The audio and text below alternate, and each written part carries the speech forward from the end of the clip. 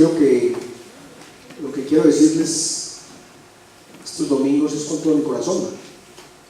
Y hablamos hace unos días acerca de la herencia que estamos dejando a la generación que sigue, la importancia de esa herencia. Luego hablamos de la importancia de la oración en la vida personal y la vida de la iglesia. Ahora estamos hablando de la importancia de la palabra en general. Y hoy quiero retomar un tema que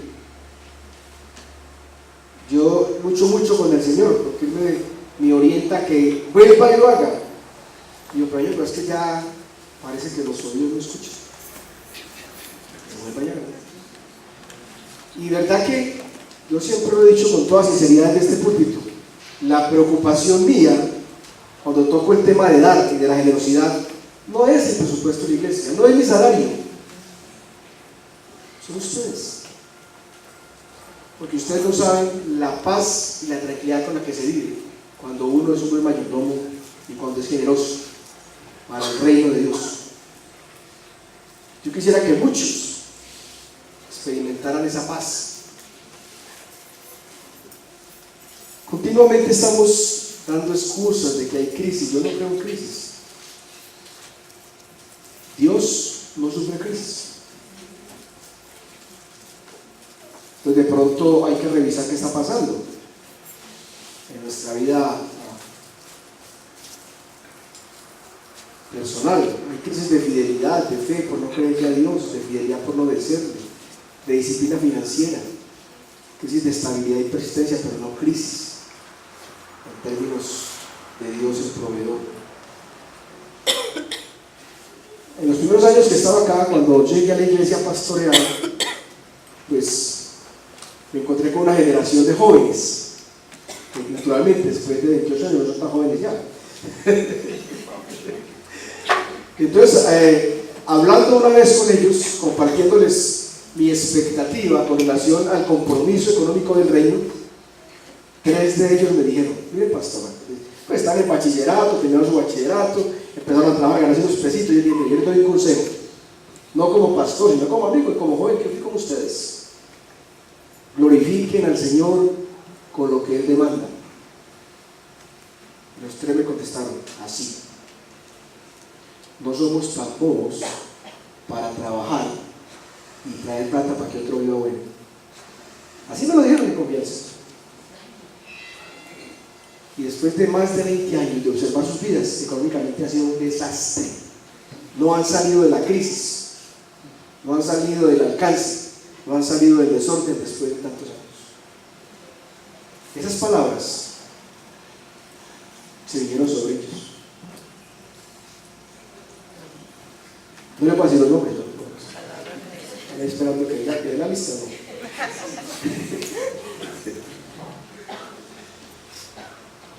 Yo, en lo que he venido compartiendo, no solamente acá, sino los 3 años que estuve como asesor ministerial en los 2 presbiterios, yo he venido diciendo que cuando hablamos de dar, la propuesta neotestamentaria es la generosidad.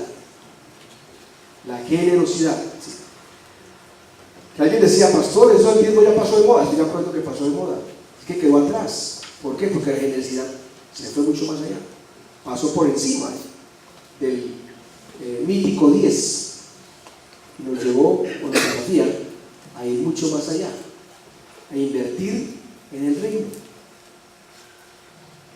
Y usted sabe que en la segunda carta del apóstol Pablo a los Corintios está la propuesta neotestamentaria de la generosidad. Sobre todo los capítulos 8 y 9. Y si miramos con cuidado todo el contexto del Nuevo Testamento, encontramos que las propuestas de la gracia siempre rebasan a las demandas de la ley. Las propuestas de la gracia siempre rebasan a las demandas de la ley. Jesús dice cantidad de veces: ¿habéis oído? Mas yo os digo. O sea, la ley está aquí, pero la gracia va hasta allá. Y creo que, sin lugar a dudas, que en el asunto de dar, de invertir en el reino, también se aplica. también se aplica. Y como les digo, de este tema he hablado mucho estos años acá. Y en los últimos años pues lo he enfocado en la generosidad. Una vez mirábamos a través de una diapositiva los galardones, ¿se acuerdan? ¿Se acuerdan cuáles son los galardones? Uno que decía ladrón, otro que decía siervo inútil y otro que decía siervo útil. El siervo útil cambió por generoso o por dador alegre, y el mensaje es el mismo, es de la palabra.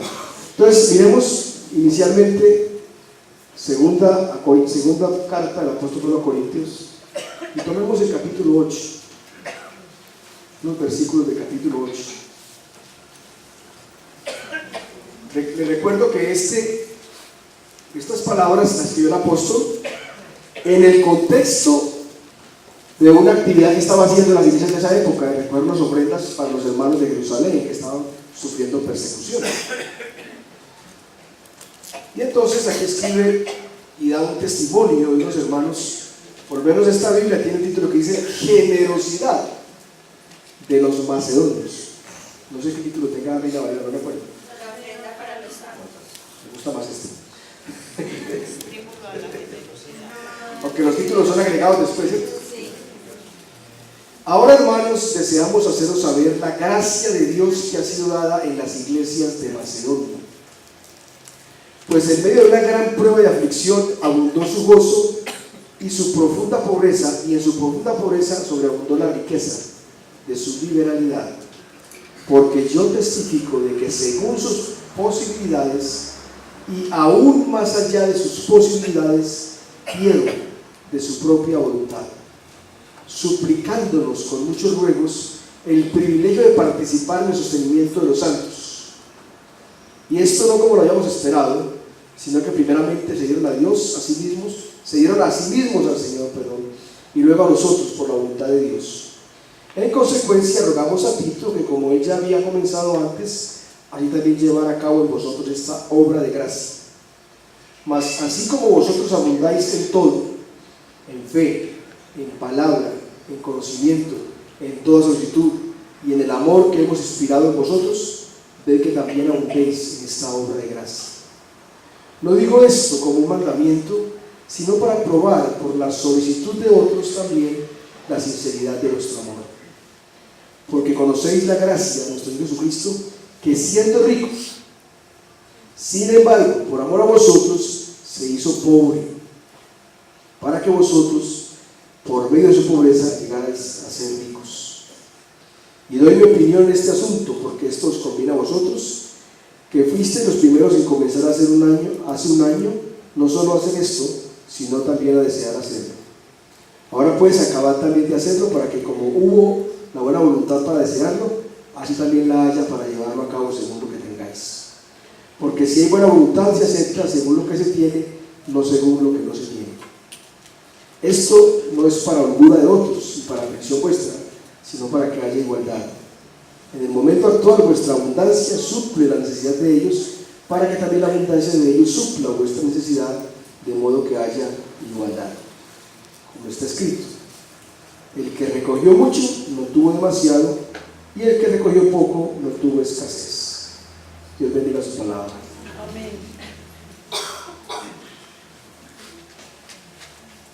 La generosidad es la oportunidad de convertir en gozo acciones que normalmente son motivo de dolor. La verdad es que a los seres humanos normalmente nos da cierto trabajo entregar, nos da trabajo dar y entregar es motivo como un poquito de dolor. La generosidad es convertir ese dolor en gozo.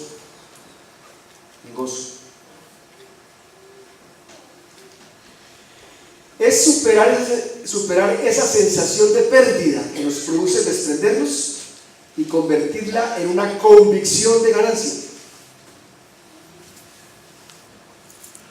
Superar esa sensación de pérdida que nos produce el desprendernos y convertirla en una convicción de ganancia. O sea, de sensación a convicción.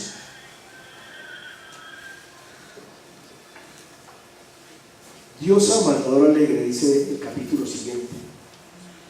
El dador alegre es el generoso. Es el que con gozo invierte en el reino sin dolor. ¿Qué nos dice? Y esto es un recordatorio para nosotros. ¿Qué nos dice acerca de la generosidad del texto? En primer lugar, dice que su punto de referencia o su modelo es la gracia de Jesucristo.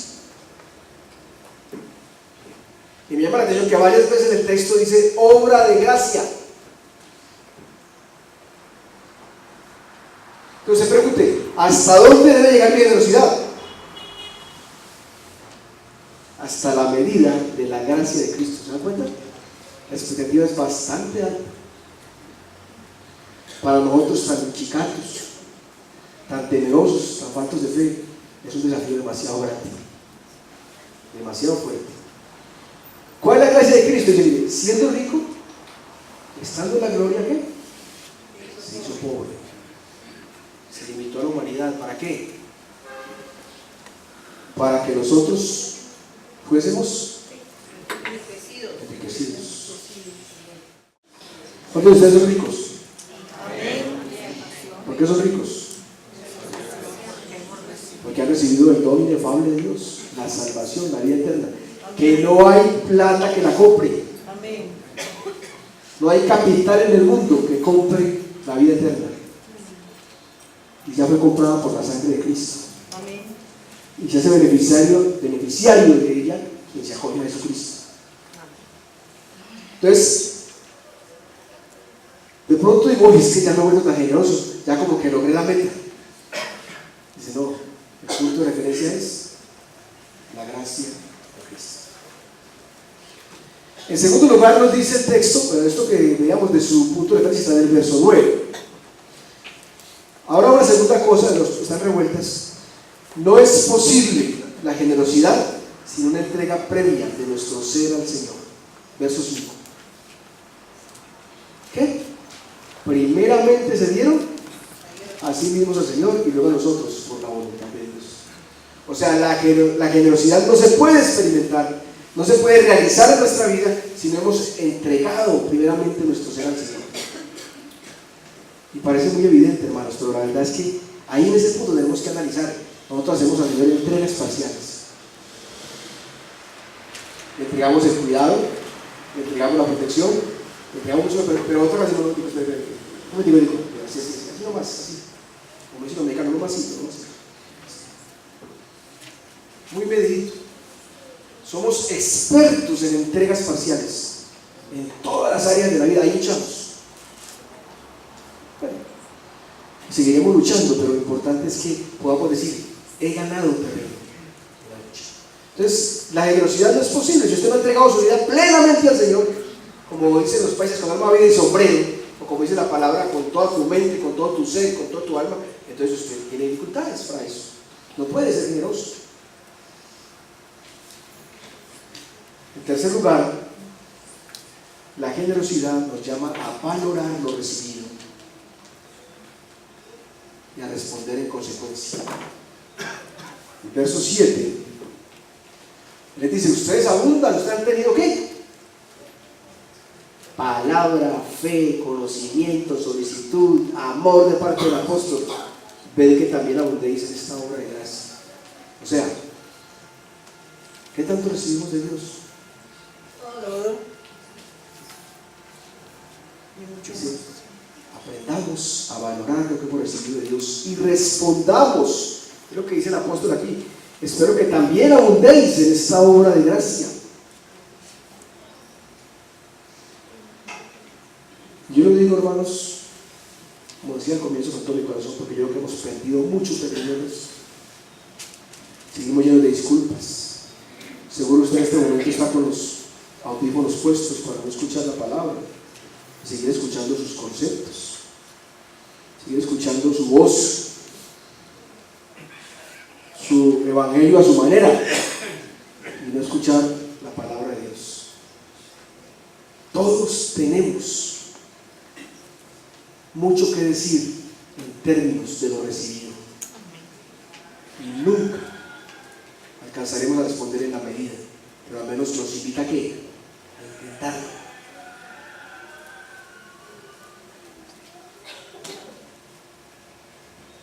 ¿Por qué? Si recibimos lo inefable, el don eterno de Dios, ¿por qué tanto apego por lo temporal? Número 4. La generosidad no responde a mandamientos ni a imposiciones. No es porque es la ley de la iglesia. Pues la ley de, no, dice, hablando de estos hermanitos, por su propia voluntad, por su iniciativa. Una respuesta a estos hermanitos, verso 4 dice, suplicándolos con muchos ruegos el privilegio de participar en el sostenimiento de los santos. Y el 8, no digo esto como mandamiento, sino para probar por la solicitud de otros también la sinceridad de vuestro amor. No es porque me lo imponga, no es porque me vigile, sino porque respondo por amor a un Dios de amor. Pero hermanos, recuerden, por ahí dicen que del dicho al hecho, del deseo al hecho, también hay mucho trecho.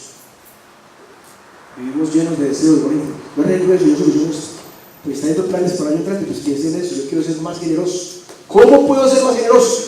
La implicación hoy de la palabra es que tengo que ser generoso si soy un discípulo del Señor. El cómo lo define usted.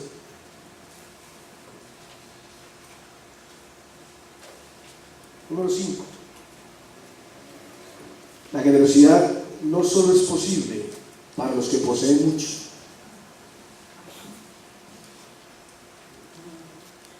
Ya no, pues que yo tan pobre, tan apretado, tan llevado. Aquí dice que estos hermanitos, desde su necesidad, que no estaban tan bien, que no eran los más ricos de las iglesias de la época, desde ahí decidieron.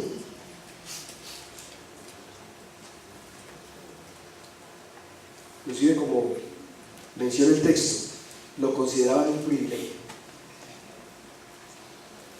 De pronto, el apóstol Pablo, como podía ser un pastor, diría, bueno, vamos a ver a la congregación, este hermanito no puede, este no puede, este sí puede. Y entonces digo, no, estos hermanitos de Macedonia no pueden. No le vamos a pedir nada. Pablo, por favor, ¿cómo se le ocurre que no podemos? Nos quite ese privilegio. ¿Se dan cuenta? Necesita un cambio por aquí y por acá. Entender que es todo un privilegio. Nosotros pensamos que es un privilegio cuando nos dan, cuando lo reconocen. Pero las locuras de la Biblia, del Señor, son al revés. Es todo un privilegio dar, entregar. Así nos lo muestran estos hermanitos necesitamos. Sobreabundó su liberalidad, abundó su gozo, según sus posibilidades y aún más allá. Eso dice el texto.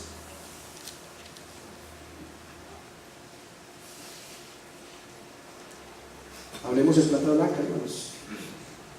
Les voy a hablar en cifras. ¿Cómo es que la persona de esta congregación que trabaja en casas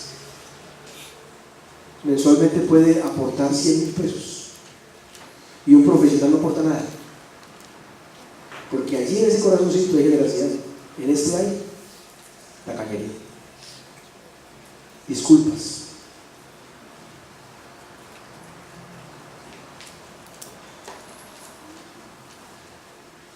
Entonces no hay disculpa. La generosidad es proporcional en la medida en que tengo y puedo ir más allá de simplemente el deber. Número 6. La generosidad no demanda acciones imposibles. El verso 12 dice, porque si hay buena voluntad se acepta según lo que se tiene, no según lo que no se tiene. ¿Y qué es lo que yo tengo? ¿Qué es lo que tenemos? ¿O de quién es lo que tenemos? Yo creo que es de Dios.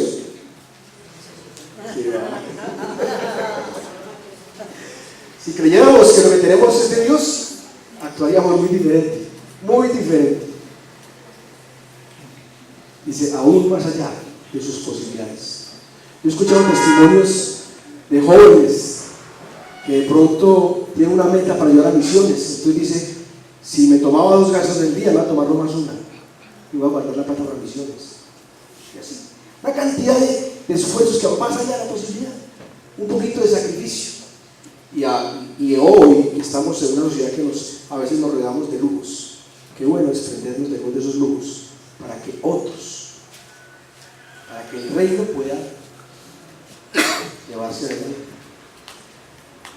Hermanos, la generosidad es bien elástica, no tiene comparación con la ley que es tan rígida. No es de hierro ni de madera, es elástica.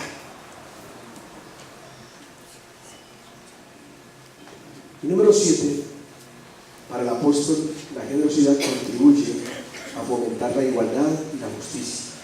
Verso 13 y 14. Ahí podemos pensar las palabras del profeta al final de la Biblia, donde dice, haya alimento en mi casa. Simplemente es, haya provisión en el reino. No es, y en eso ustedes saben que como iglesia local no tenemos ningún temor en decir, no es para que unos se limiten y para que otros vivan en extravagancias, ni para que unos trabajen y otros no hagan nada. Dice, en el momento actual vuestra abundancia suple la necesidad de ellos, para que también la abundancia de ellos supla vuestra necesidad, de modo que haya igualdad. Como está escrito, el que recogió mucho no tuvo demasiado, y el que recogió poco no tuvo escasez. O sea, es para que la obra general del reino se pueda realizar. Yo les animo a cultivar la generosidad de sus vidas. Trae mucha paz, trae mucha tranquilidad a la vida. Yo sé que muchos de los trasnochos que vivimos en la vida es por economía. Muchos de los desvelos radican ahí, pero es porque no hemos ordenado nuestra vida de acuerdo a la palabra. Y la palabra del Nuevo Testamento no habla de leyes ni de diezmos, habla de generosidad. De generosidad.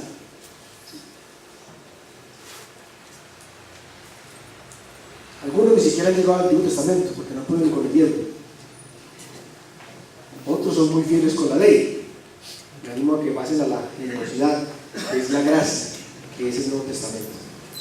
Hay que recorrer caminos, hermano. Yo, como les decía al comienzo, esto es. Ustedes han escuchado nuestros testimonios aquí por cantidad de veces y no lo voy a repetir, pero realmente la paz de su vida, en términos de las finanzas, viene cuando usted aprende a ser generoso con el reino de Dios. Y como hemos enseñado, no lo haga con interés, simplemente en respuesta de gratitud a un Dios maravilloso. Porque no somos generosos la mayoría, son excepciones. Son excepciones en términos de aportar para el reino. Siempre tenemos disculpas, siempre tenemos prevención, siempre tenemos alegría. ¿Por qué? Porque no tenemos un corazón generoso, porque somos mezquinos con Dios, con el reino. Seguramente así lo seremos también en muchas áreas de la vida. Te invito a que gire su rostro por un momento.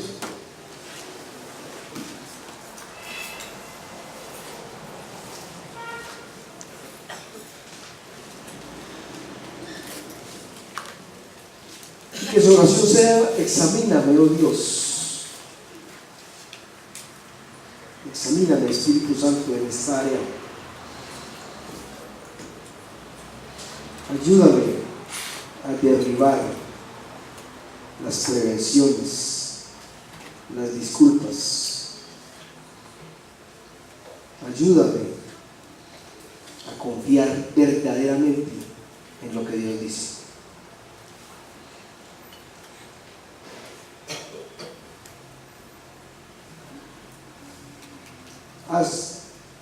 Hazme, pide personalmente, hazme, Señor, de corazón generoso para con el reino. Ayúdame a restaurar la confianza, a manejar mi economía desde la perspectiva tuya, Señor.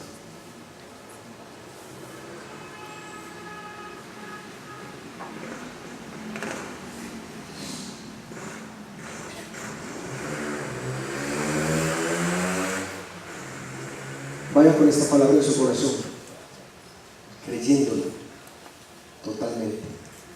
Mi Dios pues suplirá todo lo que os falte, conforme a sus riquezas en gloria, en Cristo Jesús, Señor nuestro. Amén. Amén.